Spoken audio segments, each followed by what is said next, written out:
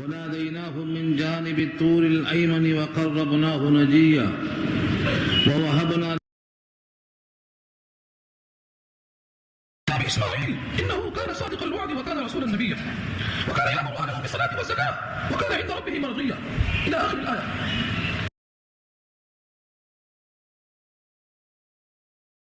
اللهم ألهمنا رشدنا وأعذنا من شرور أنفسنا اللهم وفقنا لما تحب وترضى من القول والفعل والنية رب اشرح لي صدري ويسر لي أمري واحلل عقدة من لساني يفقهوا قولي آمين يا رب العالمين.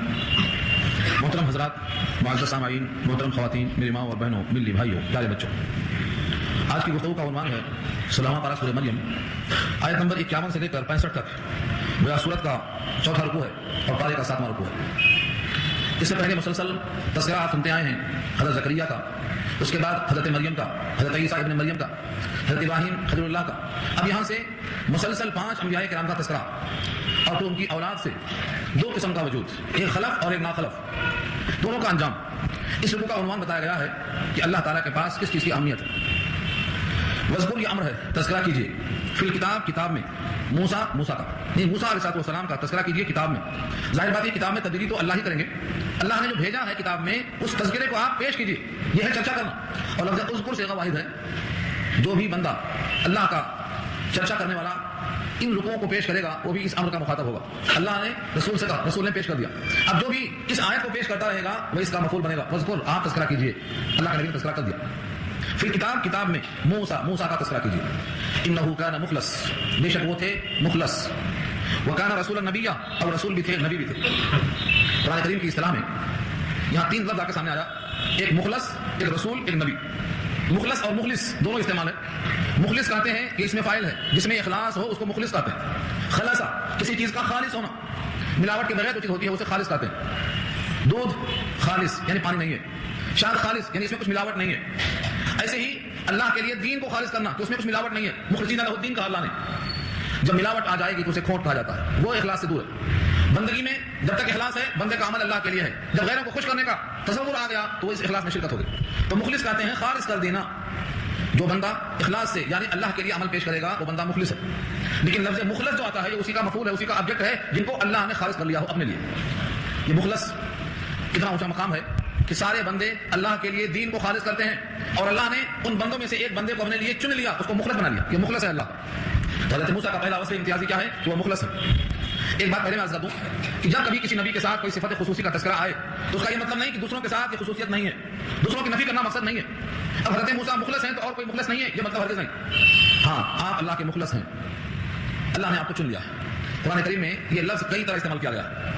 تو یوسف میں آپ سن چکے ہیں، بادشاہ نے خواب دیکھا، یوسف علیہ السلام نے تعبیر دیا تو بادشاہ نے کیا کہا، ان کو بلا کر لاؤ، میں ان کو اپنے لیے خاص کر لیتا ہوں. استخلصہ لنفسی، اتنا بہترین خوابوں کی تعبیر تدبیر بتانے والا یہ میرے ساتھ رہنے کا حقدار ہے، لاؤ میں اسے خاص کر لوں گا اپنے لیے. تو کیا لفظ ہے؟ استخلصہ، یہ وہ لفظ. تو خلصہ کے معنی خالص کر لینا. یہ مخلص ہیں، ان کو اللہ نے چن لیا. پہلا کون سا کام تھا؟ اللہ نے بات چیت کرنے کے لیے چن لیا. حضرت موسیٰ مدین سے آ رہے ہیں، کوہ طور پر پہنچتے ہیں، آپ کی تلاش میں جاتے ہیں. تفصیلی بات صورت انشاءاللہ آئے گی. اللہ تعالیٰ نے ان سے ہم کلامی کے لیے ان کو چن لیا. یہ اشارہ اسی کی طرف کہ وہ اللہ کے مخلص بندے ہیں، ان کو اللہ نے چن لیا. وَكَانَ رَسُولًا نَبِيًّا، اور وہ رسول ہیں اور نبی ہیں. رسول اور نبی کی توصیف اور تعریف. رسول ایک لحاظ سے عام ہے اور ایک لحاظ سے خاص ہے. نبی بھی ایک لحاظ سے عام ہے اور ایک لحاظ سے خاص ہے. 2 طریقے سے اس کو دیکھا جاتا ہے. جس کو نئی کتاب نئی شریعت ملی ہو اس کو رسول کہا جاتا ہے، اور جو قوم کی طرف بھیجے گئے ہوں پیغام دے کر، چاہے ان کو نیا پیغام ملا ہو یا کسی پہلے سے کتاب کو قبول کرتے ہیں اس کی اتباع کرتے ہوں، ان کو نبی کہا جاتا ہے. جیسے حضرت ہارون ہیں وہ نبی ہیں، وہ حضرت موسیٰ کے ساتھ ہیں، لیکن کوئی نئی کتاب نہیں ملی. جو تورات حضرت موسیٰ پر نازل ہوئی اسی تورات کو پیش کر رہے ہیں. تو نئی کتاب نہیں ہے لیکن قوم کی طرف پیش ہو رہے ہیں. تو نبی کہتے ہیں اللہ کا پیغام بندوں تک پہنچانے والا. رسول جس کو نئی کتاب ملی ہو، نئی شریعت ملی ہو. اس لحاظ سے رسول کا لفظ خاص ہے، نبی کا لفظ عام ہے. لیکن اگر لغت کی طرف سے دیکھا جائے تو رسول کے معنی قاصد کیا آتے ہیں. چاہے وہ رسول کسی کا بھیجا ہوا ہو اس کو رسول کہیں گے. سورہ یاسین میں آیا اذ جاء المرسلون، یہاں اللہ کے بھیجے ہوئے نہیں بلکہ رسول کے بھیجے ہوئے قاصد ہیں. یہ بھی رسول ہیں. جبریل امین خود رسول ہیں. حضرت معاذ نے جب کو بھیجا حضور نے یمن کی طرف تو رسول کے رسول ہیں. چنانچہ نبی صلی اللہ علیہ وسلم نے حضرت معاذ بن جبل کے سوال جواب سے اتنا خوش ہوئے جو دعا یا کلمات کہا اس میں یہی ہے الحمدللہ الذی وفق رسول اللہ. اس اللہ کا شکر ہے جس نے رسول کے رسول کو رسول کا ہنما بنایا. تو رسول کا رسول اس لحاظ سے دیکھا جائے تو رسول عام ہے، نبی خاص ہے. نبی اور رسول کے درمیان عموم خصوص من وجہین کی نسبت ہے. سمجھانے کے لیے میں کہتا ہوں کہ ہر کوا کالا ہے لیکن ہر کالی چیز کوا نہیں ہوتی. ہر رسول نبی ہوتا ہے لیکن ہر نبی رسول نہیں ہوتا. جیسے ہر مومن مسلمان ہوتا ہے لیکن ہر مسلمان مومن نہیں ہوتا. بعض مسلمان منافق ہوتا ہے. سورہ منافقون نازل اس واسطے ہوئی. ان کے درمیان جو نسبت ہے وہ کیا ہے؟ عموم خصوص من وجہین کی. حضرت موسیٰ کے لیے اللہ فرماتے ہیں کہ وہ رسول بھی ہیں نبی بھی ہیں. رسول صاحب تورات ہیں, نئی کتاب بھی, اور نبی ہیں تو امت کی طرف بھیجے گئے, مبعوث ہوئے, رسول بھی ہیں نبی بھی ہیں. ونادینا, اور ہم نے ان کو پکارا. ندا کے معنی آواز لگانا. نادینا ہو, ہم نے ان کو پکارا, آواز دیا. من جانب طور الایمن, طور کی داہنی جانب سے. جانب اردو میں استعمال ہے. جب آتا ہے من کل جانب تو ہر جہاں سمتوں سے. یہ سورہ صافات میں آیا من کل جانب, تو جانب اردو میں بھی استعمال ہے, عربی میں بھی استعمال ہے. جانب معنی سمت.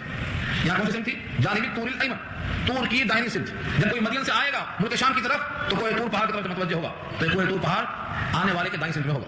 اللہ نے مخاطب بنایا. وقربنا, اور ہم نے ان کو قریب کر دیا. اتنا قریب کہ وہ اس درخت کے نیچے آ گئے کہ درخت پر تجلی تھی اللہ کی. اتنا قریب آئے. اور وحشت کو دور کرنے کے لیے اللہ نے کہا اننی انا اللہ. یہ لفظ آ رہا ہے سورۃ طٰہٰ میں. اننی انا اللہ لا الہ الا انا, میں ہی وہ اللہ ہوں, میرے سوا کوئی معبود نہیں. اس پیدا کرنے کے لیے قریب کیا. یہ ہے قربناہ, ہم نے ان کو قریب کیا. کس لیے قریب کیا؟ نجیہ. نجیہ بنا ہے نجوا سے. نجوا کے معنی آتے ہیں سرگوشی کرنا, کسی کے کان میں منہ رکھ کے آہستہ سے بات کرنا, راز و نیاز کرنا. یہ نجیہ ہے, یہ سرگوشی ہے. یہ انتہائی قربت کی, رازداری کی دلیل ہے. آدمی سب سے سرگوشی نہیں کرتا. جن سے کچھ کہنا چاہتا ہو, سننا چاہتا ہو, ایسوں سے یہ گفتگو ہوتی ہے. اللہ نے حضرت موسیٰ کو اتنا قریب کیا کہ ان سے سرگوشی کیا, یعنی چپ کے باتیں کیا, راز کی باتیں بتایا اللہ نے. وہ پورا سوال جواب سورۃ طٰہٰ میں تفصیل سے آ رہا ہے. یہاں اس واقعے کا اشارہ کیا تھا. تو کیا ہوا؟ آپ مخلص ہیں, آپ رسول ہیں, آپ نبی ہیں, آپ کلیم اللہ ہیں. اللہ سے ہم کلامی کا شرف بخشا اللہ نے ہم کو. ووهبنا له, اور ہم نے ان کو ہبہ کیا. ہبہ کے معنی گفٹ. کسی معاوضے کے بدلے میں اگر لیا جائے تو ہبہ نہیں ہے. بلا معاوضہ کوئی چیز دی جائے راضی کرنے کے لیے تو اس کا نام ہبہ. ہبہ نام ہبنا, ہم نے ہبہ کر دیا. ووهبنا له, اور ہم نے ان کو ہبہ کر دیا. برحمتنا, ہماری رحمت سے. رحمت کے معنی انتہائی شفقت, انتہائی محبت. آپ اپنے بیٹے کو گود میں کیوں لے کے پھرتے ہیں؟ آپ اپنے بیٹے کو اپنے ہاتھ میں لے کر اس کے ہر نخرے کو کیوں برداشت کرتے ہیں؟ یہ باپ کی بیٹے پر رحمت ہوتی ہے. وہ بیمار ہوا, آپ کی ختم ہو جاتی ہے. یہ رحمت ہے, شفقت ہے. اللہ فرماتے ہیں ہمیں ان سے کچھ لینا دینا نہیں ہے, محض اپنی رحمت سے ہم نے ان کو ہبہ کر دیا. کیا؟ اخا, ان کے بھائی ہارون علیہ السلام کو نبیًا, بطور نبی کے. حضرت ہارون نبی بنائے گئے. یہ اللہ کی رحمت ہے. حضرت موسیٰ علیہ السلام نے اللہ سے دعا کی. اس دعا کا تذکرہ سورۃ طٰہٰ میں اور سورۃ قصص پر آگے انشاءاللہ آ رہا ہے. کیا کہا؟ وہ افصح منی لسانا, میرے بھائی ہارون زبان کے اعتبار سے مجھ سے فصیح ہیں. اگر وہ میرے ساتھ گئے تو فرعون کے پاس بات کرنے میں آسانی ہوگی, کیونکہ میں تنہا رہوں گا. ہو سکتا ہے بات کرنے میں لکنت پیدا ہو جائے اور مجھ کو وہاں پر خفت ہو. میری تائید کے لیے, میری زبان کو تیز کرنے کے لیے, میری بات کو پیش کرنے کے لیے ایک مددگار چاہیے. میرے بھائی ہارون کو لگا دیجیے. اللہ نے حضرت موسیٰ کی دعا قبول کیا اور ان کے بھائی ہارون کو بطور نبی کے منتخب کر دیا. ائمہ نے لکھا ہے یہ واحد نبی ہیں جن کو ایک نبی کی دعا پر نبی منتخب کیا گیا ہے. بقیہ تمام نبیوں کی نبوت اللہ نے اپنے مرضی سے ان کو عطا کی تھی, لیکن حضرت ہارون کی نبوت حضرت موسیٰ نے مانگی تھی. کتنی قربت ہے اور ان کی دعا کتنی مستجاب ہے. اللہ نے کہا اوتیت سؤلک یا موسیٰ, اے موسیٰ تجھے دے دیا تیرے سوالوں کو جو تم نے مانگا سب دے دیا گیا. ان کے سوالات کیا کیا ہیں, کیا کیا انہوں نے مانگا ہے, بہت سی مقامات پر تفصیل سے آ چکے ہیں. ان میں سے ایک دعا یہ بھی تھی کہ میرے بھائی ہارون کو منتخب کر دیا جائے. یہاں تذکرہ کیا, ابھی یہاں ذہن میں رکھو کہ حضرت موسیٰ کیسے ہیں. نتیجہ جب آئے گا جب بتاؤں گا کہ ایسے مقدس انبیاء کا تذکرہ کیا اللہ نے. مقصد کیا ہے؟ مقصد نتیجہ آخر ہی میں آیا کرتا ہے. تو حضرت موسیٰ علیہ السلام اللہ کے مخلص ہیں, خالص کیے ہوئے ہیں, رسول ہیں, نبی ہیں, سرگوشی کرنے کے لیے قریب ہو چکے ہیں. ان کے اوپر اللہ کی علامت ہے کہ ان کے بھائی ہارون کو ان کے خاطر نبی کو بنا کر بھیج دیا گیا ہے. آگے تذکرہ ہے, وذکر, تذکرہ کیجیے. پھر کتاب اسماعیل, اس کتاب میں اسماعیل کا بھی ذکر کیجیے. ابراہیم کے بعد اسماعیل کا ذکر آنے کے بجائے درمیان میں حضرت موسیٰ کا ذکر آیا اور اب اسماعیل کا ذکر آ رہا ہے. حالانکہ اسماعیل علیہ السلام بیٹے ہیں ابراہیم کے, وہی ذکر آنا چاہیے. لیکن عام طور سے ذہنی انسان یہ ہے اگر بیٹے کا ذکر باپ کے ساتھ آئے تو کہیں گے ضمناً اور تبعاً ذکر کر دیا. تبعاً اور ضمناً ذکر کرنا نہیں بلکہ مستقلاً حضرت اسماعیل کا ذکر کرنا مقصود ہے. اسی واسطے بیچ میں وقفہ دیا گیا تاکہ معلوم ہو یہ باپ کی وجہ سے قابل ذکر نہیں بلکہ خود بذات ان کے اوصاف اتنے عمدہ ہیں کہ ان کو بھی شمار کیا گیا اسی زمرے میں. ان کے اوصاف دیکھیے, وذکر فی کتاب اسماعیل, اور تذکرہ کیجیے کتاب میں اسماعیل کا. انہو, بے شک وہ ہیں, کہا بے شک وہ ہیں, صادق الوعد, وعدے کے سچے. وعدے کے سچے ہر نبی کی صفت ہے. یہ ہر نبی وعدے کے سچے ہوتے ہیں, لیکن یہاں جو صفت لائی گئی ہے کہ اسماعیل صادق الوعد ہیں, وعدے کے سچے ہیں. اشارہ ہے خاص واقعے کی طرف جہاں اچھے اچھے لوگ اپنے وعدے سے مکر جاتے ہیں. وہ ہے جان دینے کا موقع. باپ نے کہا تھا بیٹے میں تجھے ذبح کر رہا ہوں, میں نے خواب میں دیکھا ہے کہ تجھ کو ذبح کر رہا ہوں. انی ارا فی المنام انی اذبحک فانظر ماذا تری. سورہ صافات میں بات تفصیل سے آ رہی ہے. انہوں نے کہا ابا جان اگر خدا کا حکم ہے یہ تو آپ در گزریے, مجھے انشاءاللہ پائیں گے صبر کرنے والوں میں سے. یہ کیا تھا؟ یہ وعدہ تھا. یہ وعدہ تھا زبان سے. ایک طرفہ جو بات ہوتی ہے اس کو وعدہ کہتے ہیں, دو طرفہ بات ہوتی ہے تو اس کو معاہدہ کہتے ہیں. یہ وعدہ ہے اور حدیث میں آتا ہے وعدہ قرض ہے. العدۃ دین, وعدہ قرض ہے. اور اللہ نے خود فرمایا اپنے بارے میں ان اللہ لا یخلف المیعاد، اللہ وعدے کی خلاف ورزی نہیں کرتا۔ اللہ قادر مطلق ہیں لیکن وعدے کی خلاف ورزی نہیں کرتے۔ اور اپنے حبیب کے بارے میں قرآن کریم کا بیان ہے کہ آپ تو صادق الامین ہیں، اور وعدے کی خلاف ورزی کرنا یہ صدق نہیں ہے، کذب ہے۔ چنانچہ نبی صلی اللہ علیہ وسلم نے 3 دن تک ایک مقام پر کھڑے ہو کر انتظار کیا ہے ایک شخص کا، کیونکہ اس نے کہا میں ابھی گھر سے آ رہا ہوں، آپ ٹھہریے۔ 3 دن تک انتظار کرتے رہے۔ ترمذی کی روایت ہے کہ 3 دن تک آپ وہاں کھڑے رہے۔ یہی واقعہ یہاں بھی ہے، اسماعیل کے ساتھ بھی وعدے کے مطابق کھڑے رہے۔ تو کریم آدمی، شریف آدمی اپنے وعدے کو پورا کرتا ہے۔ الکریم اذا وعد وفا، کریم اور شریف آدمی اپنے وعدے کو پورا کرتا ہے۔ اور اللہ نے قرآن میں کہا اوفوا بالعہد، وعدہ پورا کرو۔ اور آگے فرمایا ان العہد کان مسئولا، جتنے عہد ہیں سوال کیا جائے گا۔ اسی لیے وعدہ قرض ہے، اس کا پورا کرنا فرض ہے، لیکن دیانتاً اخلاقاً مقدمہ نہیں کر سکتے۔ کس نے وعدہ کیا تھا مقدمہ کر دیں اس پر، قاضی کے پاس جا کے 2 گواہوں کے ساتھ مقدمہ دائر نہیں کر سکتے۔ یعنی قضاءً یہ واجب نہیں ہے، اخلاقاً دیانتاً واجب ہے۔ تو یہ بہت بڑا وعدہ تھا کہ آپ اللہ کا حکم پورا کیجئے، اگر مجھ کو ذبح کرنے کا حکم ہے تو کیجئے، میں اپنے وعدے پر قائم رہوں گا انشاءاللہ، مجھے آپ ثابت پائیں گے۔ اس وعدے کی تکمیل کیا، چھری پھیری گئی، تب تک انہوں نے بے چینی کا اظہار نہیں کیا۔ تو مرنے کے وقت تک اپنے وعدے پر قائم رہنا اور جان دینا مگر وعدے کو نبھانا، یہ اتنا بڑا مقام ہے۔ اللہ نے کہا صادق الوعد، یہ وعدے کے سچے ہیں۔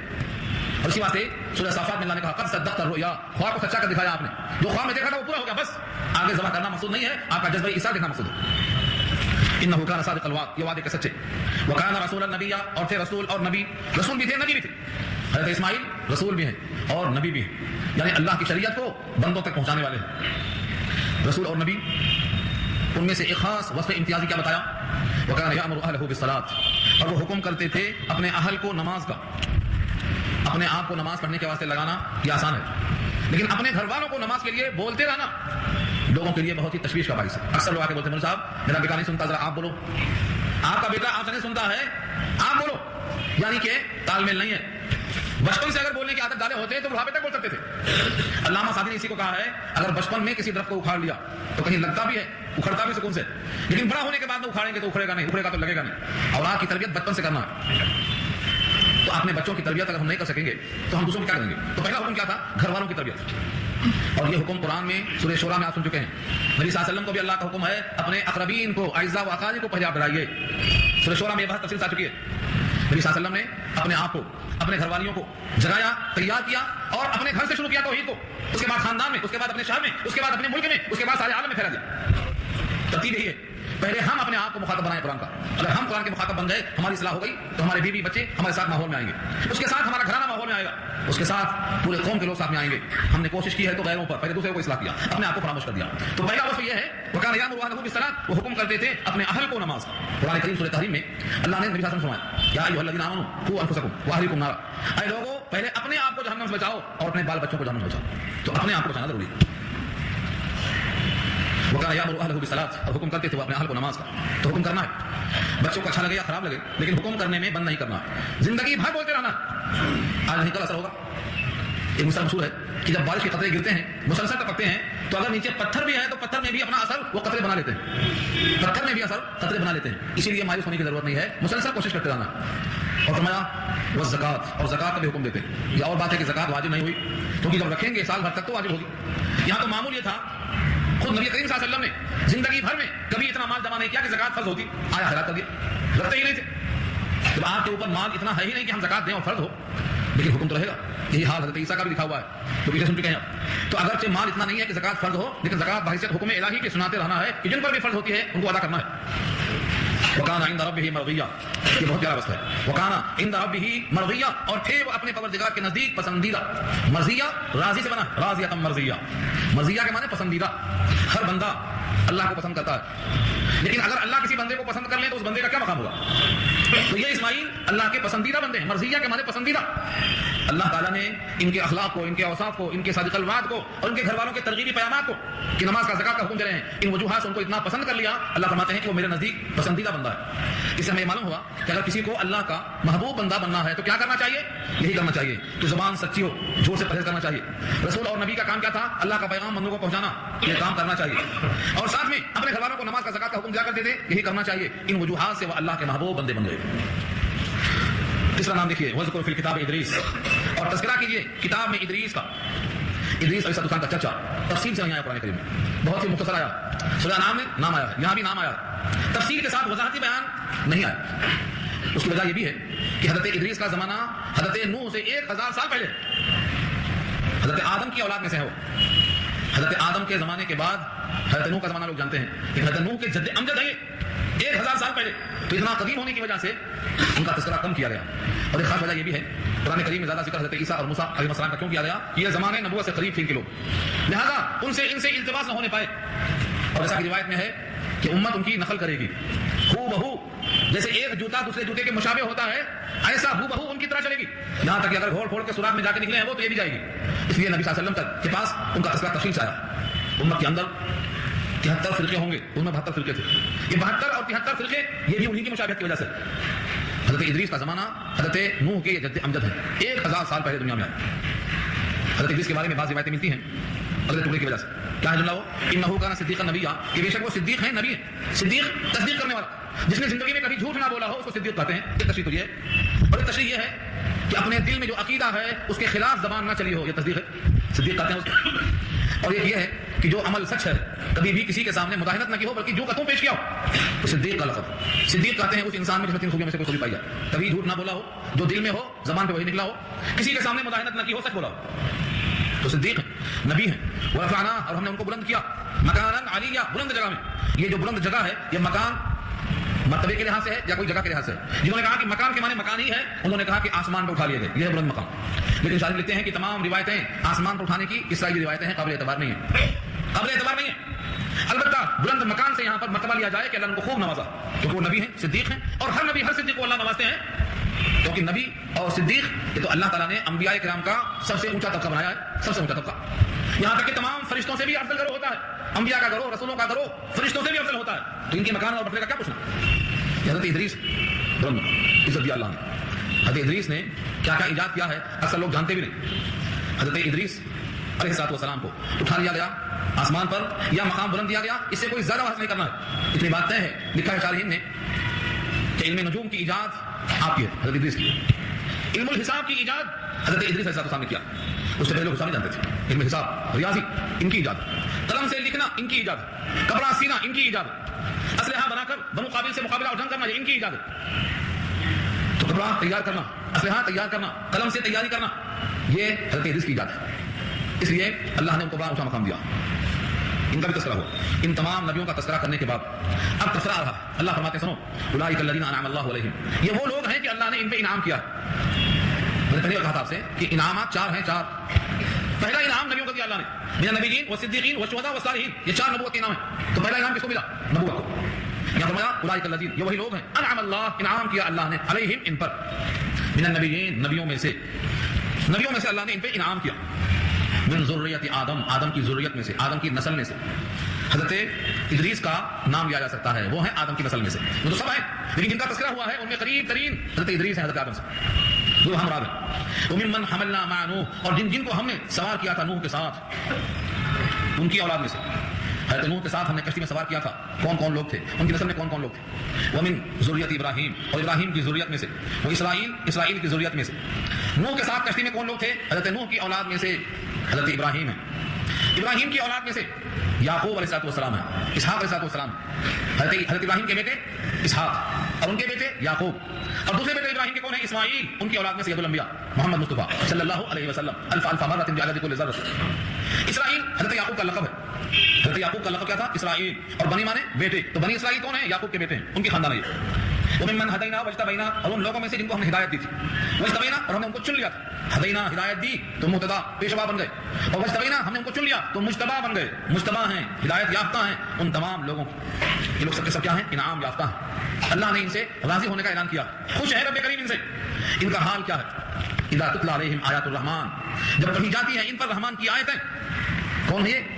جن سے اللہ راضی ہے. مرضیہ کہا، کسی کو رسول النبیہ کہا، کسی کو قربناہ نجیہ کہا. یہ پورے کے پورے مقربات میں سے. کس کے مقرب ہیں یہ؟ مقربین میں سے ہیں یہ لوگ.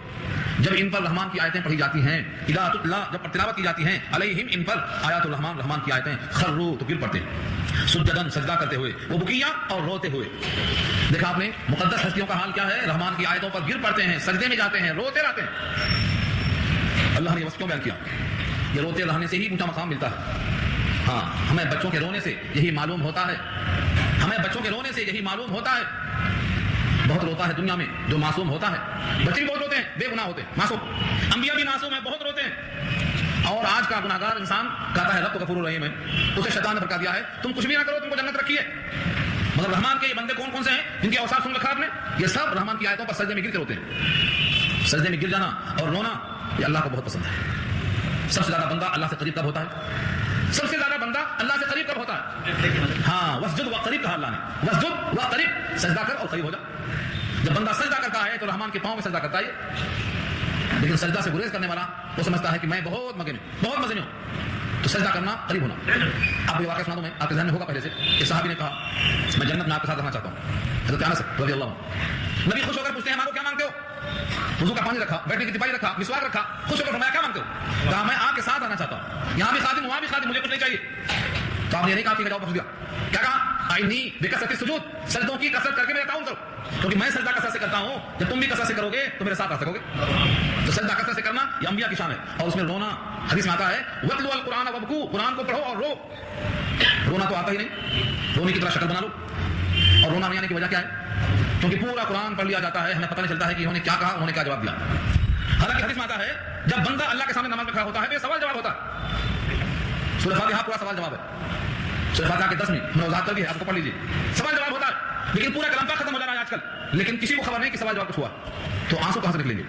اس کی آسان ترکیب بتاتا ہوں میں آپ کو، بہت آسان۔ کم سے کم پورے قرآن کریم میں سے 2 رکوع 4 رکوع ایسا یاد کر لو جس کا ترجمہ آپ کو معلوم ہو، ترجمہ معلوم ہو، اور اس کا مفہوم سمجھ کر 2 رکعت پڑھ کے دیکھو، جب آپ کو معلوم ہوتا رونا آتا کہ نہیں آتا۔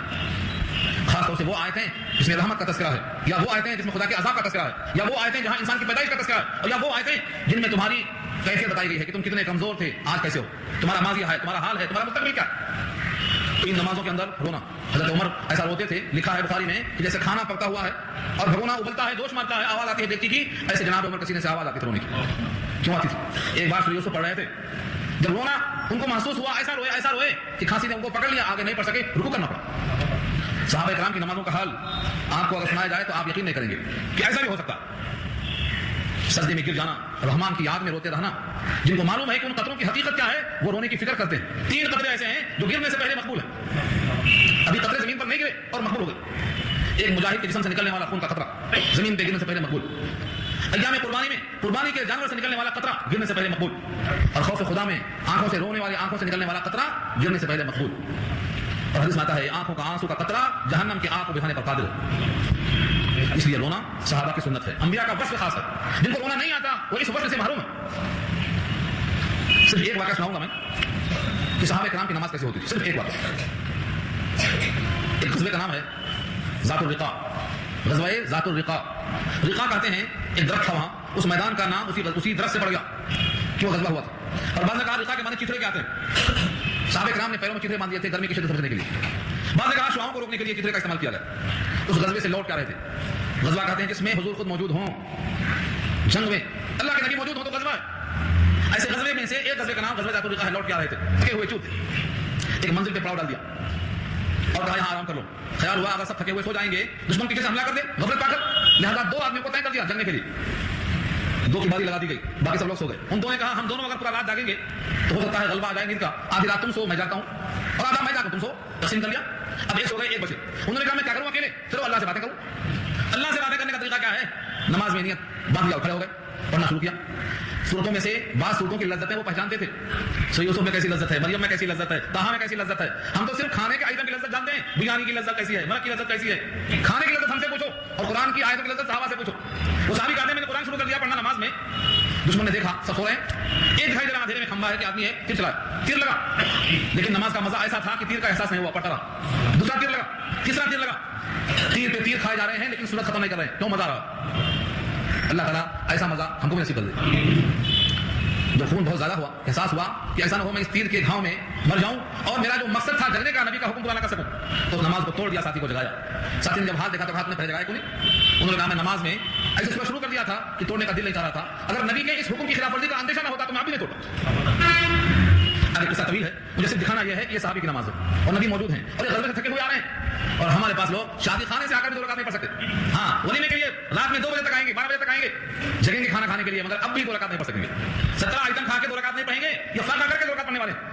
تو صحابہ کرام کی یہ شان ہے، اسی واسطے ان کا مقام بہت اونچا ہے، ان کے بارے میں برا بھلا کہنے والے کامیاب نہیں ہو سکتے۔ ان کے بارے میں غلط تصور رکھنے والے کامیاب نہیں ہو سکتے، چاہے کتنی بڑی تنظیم ہو جائے اور کتنا بڑا تمہارا منتر ہو جائے، لیکن صحابہ کے بارے میں گستاخی کرنے والے لوگ کامیاب نہیں ہو سکتے، چاہے وہ کوئی ہو۔ فخلف من بعدهم خلف، اب ان کے بعد کیسے لوگ آئے کہ انبیاء کرام کے بعد کیسے لوگ آئے؟ فخلف من بعدهم خلف، پھر پیچھے آئے ان کے بعد، خلفا خلیفہ ہوئے، من بعدهم ان کے بعد، خلف نا خلف لوگ، اردو میں استعمال ہے خلف لام پر جزم کے ساتھ، خلف کے معنی آتے ہیں نا خلف لوگ، بگڑی اولاد، اور اگر لام پہ زبر آ جائے خلف تو معنی اچھے لوگ، اچھی اولاد، فرق کتنا رہا؟ لام پر جزم اور لام پر زبر، فخلف من بعدهم خلف، نا خلف آئے، اچھے لوگ نہیں آئے، اور اگر خلف پڑھ دیا تو اچھے لوگ۔ حافظ قرآن جب تراویح میں تیز بھاگتا ہے تو ایسے کیسے مقامات ہوں گے جہاں خلف کو خلف پڑتا ہے؟ اس لیے کہا ہے اللہ نے جلدی مت کرو، جلدی میں یہ نوبت آ سکتی ہے کہ تم خلف کو خلف کر دو، یعنی اچھوں کو برا کر دو اور بروں کو اچھا کر دو۔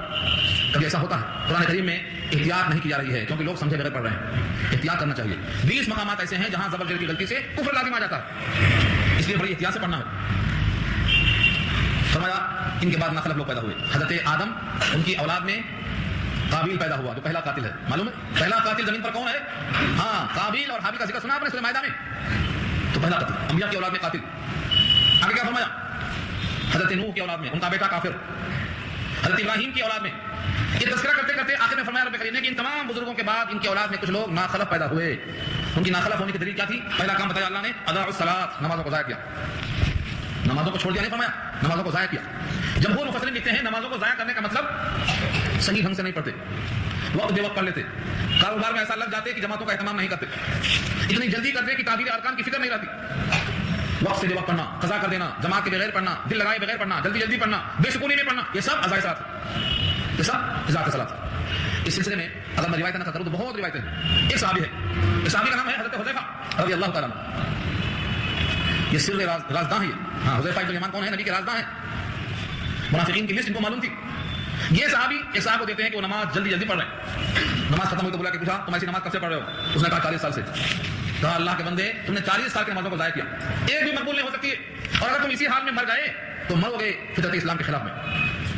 یہ ہے حضرت حذیفہ کا قول، اور خود میں نے آپ کو سنایا تھا نبی صلی اللہ علیہ وسلم کا کہ صحابی ہے رافع بن خدیج، ایسا بیٹھی ہوئی محفل میں جلدی سے شریک ہونے کی خاطر نماز جلدی پڑھ کے آگے بڑھ گئے۔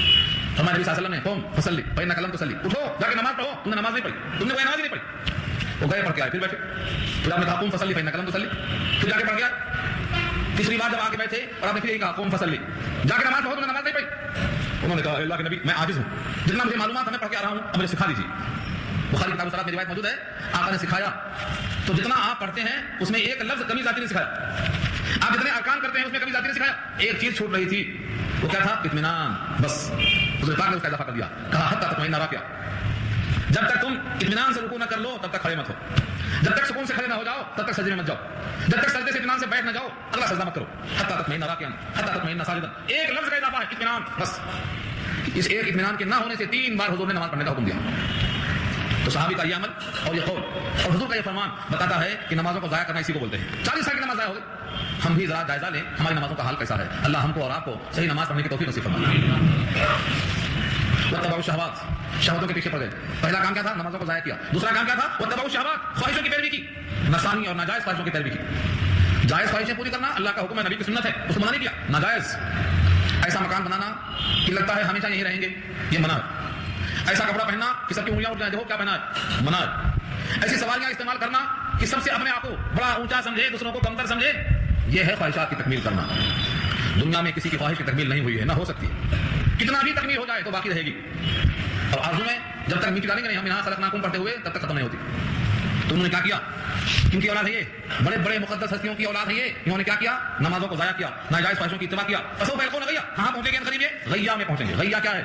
لکھا ہے جہنم میں ایک غار ہے جس کا نام غیا، سود خور جو سود کا عادی ہے تو اسی غار میں جائے گا، زنا کا عادی اسی غار میں جائے گا، رشوت کا عادی اسی غار میں جائے گا، یعنی وہ لذتوں والے گناہ، اس گناہ کے اندر جو عادت پڑ جاتی ہے، چاہے وہ سود خور ہو، چاہے وہ شراب خور ہو، اور چاہے وہ زنا کرنے والا ہو، اس کے پاس یہ مقام رکھا ہے خواہشات کی اتباع کرنے والے، اپنی خواہشیں جو ناجائز پوری کرتے ہیں یہ غیا میں جائیں گے، جہنم کا ایک حصہ۔ اس پر روایتیں بہت ہیں لیکن وقت ختم ہو رہا ہے۔ اللہ فرماتے ہیں کہ ہاں ان میں سے کچھ لوگوں نے توبہ کر لیا، اصلاح کر لی، اور آئندہ بھی ہمارا دستور ہے توبہ کر لیں گے، وہ بچ جائیں گے۔ 3 شرطیں، الا من تاب وآمن وعمل صالحا، مگر اس نے توبہ کر لیا اور ایمان قبول کر لیا اور عمل صالح اختیار کر لیا، 3 چیزیں، توبہ کر لیا، یعنی غلطی پر نادم، آئندہ سے نہ کرنے کا ارادہ، کسی کا حق ہے تو ادائیگی، مر چکا ہے تو اس کے حق میں استغفار، یہ کوشش کرنا دوبارہ وہ گناہ نہ ہونے پر، توبہ کر لیا، آمنا یقین کر لیا اللہ کے وعدوں پر، وعیدوں پر، اللہ کی ذات و صفات پر، وعمل صالحا اور اچھے کام کر لیا۔ اچھے کام سے مراد جس کو اللہ نے حکم دیا اور نبی نے کر کے بتایا، صحابہ نے اس پر معمول بنایا، ان کاموں کو مسار کہا۔ فاولئک یدخلون الجنہ، یہ لوگ ہیں جو داخل ہوں گے جنت میں، یہ لوگ ہیں جو داخل ہوں گے جنت میں۔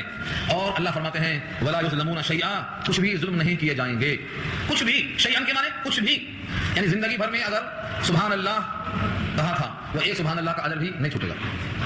ظلم کا مطلب کیا ہے؟ ہم نے کیا تھا مزدوری نہیں ملی، یہ ظلم ہے، یا گناہ نہیں کیا تھا گناہ درج ہو گیا، یہ ظلم ہے۔ اللہ فرماتے ہیں ظلم نہیں کیے جائیں گے، کتنا؟ شیئا، کچھ بھی۔ اور شیئا کی تشریح دوسری آیت میں کیا کیا اللہ نے؟ ولا یظلمون فتیلا، ولا یظلمون فتیلا، فتیل کہتے ہیں جب گٹلی بچتی ہے کھجور کھانے کے بعد اس گٹلی پر ایک چھلکا ہوتا ہے، اس کا نام فتیل ہے، اس چھلکے کے برابر بھی ظلم نہیں کیا جائے گا۔ اور دوسری آیت میں ہے کتمیر کا لفظ ہے، کتمیر، گٹلی کے گڑھے میں جو دھاگا ہوتا ہے وہ ہے کتمیر، فرمایا اتنا بھی ظلم نہیں کیا جائے گا۔ یہ ہے شیئا، اللہ بندوں پر ظلم نہیں کرتا۔ جنات عدن، ہمیشہ رہنے کے باغات، جنت کی بہت سی قسمیں ہیں، اس میں سے ایک کا نام ہے جنت عدن، ہمیشہ رہنے کے باغات، یہ سدا بہار ہوتے ہیں، کبھی ان پر خزاں نہیں آتی۔ اللہ کی وعد الرحمن، جن کا رحمان نے وعدہ کیا ہے عبادہ، اپنے بندوں سے، بالغیب، بغیر دیکھے ہوئے، رحمان کو دیکھا نہیں دیکھا، جنت کو دیکھا نہیں دیکھا، جہنم کو دیکھا نہیں دیکھا، یہ ہے بالغیب، غائبانہ وعدہ کیا ہے، بندوں نے رحمان کو نہیں دیکھا، اسی واسطے کہا ہے رحمان کی مصنوعات میں غور کرو، محبت میں اضافہ ہوگا۔ رحمان کی مصنوعات کیا ہے؟ یہ سارا عالم، یہاں کے انسان، پرند و پرند، حیوانات و نباتات، یہ سب کس کی تخلیق ہے؟ ان میں غور کرو، سمجھ میں آئے گا کہ رحمان نے کیسی کیسی مخلوق پیدا کی ہے، کیسی کیسی غذائیں مہیا کی ہیں، کہ رحمان کا وعدہ ہے بغیر دیکھے ہوئے، انہ کان وعدہ ماتیا، بے شک اس کا وعدہ ہے ماتیا، ہو کر رہے گا، پہنچ کر رہے گا۔ عطایاتی کے معنی آنا، اور ماتیا آنے کی جگہ ہو کر رہے گا، جس کا رحمان نے وعدہ کیا ہے بندہ وہاں پہنچ کر رہے گا۔ یقین نہیں آئے تو اپنے اوپر غور کر لو، ہم دھیرے دھیرے جا رہے ہیں برزخ کی طرف، ہم بچے تھے کبھی، شباب میں تھے کبھی، روز بروز ہمارے اندر تغیر بتاتا ہے کہ ہم جا رہے ہیں کہاں؟ ماتیا، جنت یا جہنم کی طرف پہنچ کر رہیں گے، جو اللہ نے دیا ہے وہاں پہنچنا۔ تو جنت کا حال ہے لا يسمعون فيها، نہیں سنیں گے اس جنت میں لغوا، کوئی لغو بات، سر درد ہو جسے، ذہنی کوفت ہو جسے، سن کر تکلیف ہو جسے۔ آج لوگ ایسی ایسی آواز سنتے ہیں کہ اسے سر میں درد ہوتا ہے، جنت میں کوئی آواز لغو قسم کی نہیں ملے گی۔ کیا سنیں گے؟ الا سلاما، سلام کی آواز، پورے سلام کریں گے، فرشتے سلام کریں گے، رب کریم سلام کریں گے، اور کہیں گے السلام علیکم یا اہل الجنہ، ہر طرف سلام کی آواز آئے گی، سلامتی کی آواز آئے گی، جہاں جہاں آواز آئے گی سلامتی کی آواز آئے گی۔ ہوائیں چلیں گی، حدیث میں آتا ہے ہوائیں چلیں گی تو جنت کے دروازے کھڑکیوں سے ایسی سنیلی آواز آئے گی کہ کبھی تمہارے کانوں نے سنا نہیں ہوگا، ہواؤں سے، کھڑکیوں سے آواز آئے گی، تو وہاں جو آواز آئے گی وہ سلامتی کی آواز آئے گی، لغو آواز نہیں آئے گی۔ وَلَهُمْ رِزْقُهُمْ فِيهَا بُكْرَةً وَعَشِيًّا، اور ان کے واسطے ان کا رزق ہوگا اس جنت میں، بکرا مانے صبح صبح، اور عشیہ مانے شام، صبح شام آتا رہے گا۔ یہ صحابی نقل کرتے ہیں ان دو جملوں سے کہ مومن کو 2 ٹائم کھانا چاہیے، صبح اور شام، صبح شام کھانا چاہیے۔ اور بعض لوگوں نے کہا کہ نہیں یہ تو محاورہ ہے، صبح شام یعنی جب دیکھو جب کھانا تیار ہے۔ ان کو دیکھا ہے تو ہمیشہ رات دن لگے رہتے، تو رات دن کا مطلب کیا ہے؟ ہمیشہ اسی کام میں لگے رہتے۔ ہاں، جب بھی دیکھا ہے تجھے پیتے ہوئے دیکھا، جب بھی دیکھا ہے تجھے پیتے ہوئے دیکھا ہے، کیا جوانی میں تجھے شغل یہی زیبا ہے؟ تو دن رات لگے رہنا۔ تو صبح شام کا مطلب یہ ہے کہ جب چاہیں گے تیار، صبح شام کھانا حاضر ہے۔ اللہ فرماتے ہیں تلک الجنہ، یہ ہے جنت، جس کا بھی ذکر ہوا، یہ کیا ہے؟ تلک الجنہ، یہ ہے جنت، اللہ کی نورث، جس کی ہم میراث دیں گے، جس میں ہم وارث بنائیں گے، کس کو؟ من عبادنا، ہمارے بندوں میں سے۔ ایسی ہے جس کو آپ نے سنا بھی، یہ ہے وہ جنت جس کو ہم بطور میراث کے دیں گے، کس کو؟ ہمارے بندوں میں سے، من کان تقیا، جو کہ ہیں متقی۔ یہاں کلائی کھل جائے گی ان کی جو کہتے ہیں جو چاہے کرو جنت تو گھٹ ہے، ان کی کلائی کھل جاتی۔ اس آیت میں اللہ فرماتے ہیں یہ وہ جنت ہے جو بطور میراث کے ہم دیں گے۔ میراث مانے محنت کے بغیر خریدنا نہیں پڑتا، میراث میں جس کی نام پہ جائیداد ہے اس کے مرتے ہی ورثہ کو خود بخود منتقل ہو جاتی ہے۔ تو جنت بطور میراث کی ملے گی، لیکن کس کو ملے گی؟ من کان تقیا، جو متقی ہوگا۔ پورے قرآن کریم میں تلاش کر لو، متقیوں کے اوصاف بتائے ہیں، متقیوں کے انعام بتائے ہیں، متقیوں کے واسطے فضائل بتائے ہیں۔ ایمان والوں میں مقامات اگر بلند ہوتے ہیں تو تقوی کی وجہ سے۔ حضور پاک کا ارشاد ہے عربی کو اجمی پر نہیں، اجمی کو عربی پر نہیں، کالے کو گورے پر نہیں، گولے کو کالے پر نہیں، کوئی فضیلت نہیں ہے الا بالتقوی، مگر تقوی کی وجہ سے۔ تو یہاں فرمایا جنت کس کو ملے گی بطور میراث کے؟ متقیوں کو ملے گی، اور متقی وہ ہے جو اللہ کا حکم ٹوٹنے سے بچاتا رہے اپنے آپ کو، یہ متقی ہے۔ جنت سب کو نہیں ملے گی، کس کو ملے گی؟ من کان تقیا، من کان تقیا۔ اس سے معلوم یہ ہوا کہ شیطان کا یہ فریب ہے کہ جو چاہے کرو۔ یہودیوں کا، عیسائیوں کا عقیدہ یہ ہے کہ ہمارے گناہوں کے بدلے میں ان کو پھانسی دے دی گئی، اب ہم کو جنت ملے گی۔ یہ عقیدہ اگر ہمارا بھی ہے کہ نبی صلی اللہ علیہ وسلم کے طفیل میں اگلے پچھلے سارے گناہ امت کے معاف ہو گئے، ہم کو کچھ کرنے کی ضرورت نہیں ہے، تو یہ عقیدہ بھی ان کے مشابہ ہے۔ حضور پاک نے انس سے کیوں کہا سجدہ زیادہ کر کے تعاون کرو؟ کیوں کہا؟ اس لیے کہ عبادت، اللہ تعالیٰ کی بندگی، یہ حضور پاک نے خود کی، صحابہ نے کی ہے، اس میں کوئی امتیاز نہیں ہے۔ متقی بندے کے واسطے یہ مقامات بلند ہے۔ اس کے بعد کی 2 آیتوں میں خاص پس منظر ہے، نبی صلی اللہ علیہ وسلم خواہش کرتے تھے جبریل تم ناگے سے کیوں آتے ہو؟ ہاں، جب چاہت بڑھ جاتی ہے تو ناگا برداشت نہیں ہوتا، اور ناگے سے محبت اور بڑھتی ہے۔ اگر محبوب سے ملاقات روز نہ ہو تو محبت بڑھ جاتی ہے۔ حضور پاک نے فرمایا ظلم غیباً تزداد حباً، مجھ سے ملاقات ناگے سے کیا کرو، محبت بڑھ جائے گی۔ جس کا محبوب روز نہ ملتا ہو اس کی آنکھ بڑھ جاتی ہے۔ ہاں، دیدار میں نماری، پرہیز میں کنی، بازار خیش آتش ماتیز میں کنی، دکھاتے ہیں ملاقات نہیں کرتے ہیں تو آنکھ بڑھ جاتی ہے۔ تو جبریل امین ایک بار 17 دن نہیں آئے، بعض روایتوں میں 40 دن نہیں آئے۔ اس کی وجہ لکھا ہے یہودیوں کے سوالات کا جواب تھا، میں کل دوں گا جواب، فرمایا آپ نے کل جواب دوں گا.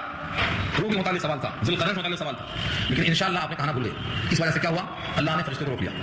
فرشتہ جب آیا تو آپ نے کہا تم ناغہ کیوں کرتے ہو، ہم تمہارا انتظار کرتے ہیں.